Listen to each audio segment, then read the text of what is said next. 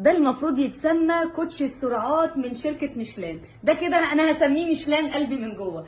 الكوتشي اللي انا سميته لاند روفر ده كده تقريبا ينفع تجروا بيه عربيه نقل. الكوتشي ده ستايل امريكي، هو بديل للستيفتي. وعايزه اقول لكم ان اي فيديو تشوفوه شبه الفيديو ده اعرفوا ان هو كوبي من الفيديو ده. يعني اللاند روفر ده لو شفتوه في اي مكان تاني اعرفوا ان هو فيك ومضروب. واي حد يقول لكم نفس المواصفات بتاعه الكوتشي ده في اي مكان تاني شوفوا تاريخ الفيديو. احنا بننزل بالفيديو من هنا، كلهم للاسف بيقولوا نفس الكلام على منتجاتهم حتى لو مش هو نفس المنتج. اللي نازل بخصم 50% من 2M ستور، يلبس بناتي واولادي وحريمي ورجالي، وموجود منه كل المقاسات ومتاح منه لونين. كوتشي اسمه اوت دور للطرق الغير ممهده، عالي جدا على الارض زي ما انتم شايفين كده، مصمم بطريقه ان هو يخش فيه بقى الحصو والزلط. هو ووتر بروف علشان لو غرزنا في ميه. بصوا بقى معايا على خياطات الكوتشي من كل المناطق اللي فيه دي كده. الاماكن اللي بتخش فيها الرباط مستحيل تتفك لانها معدن.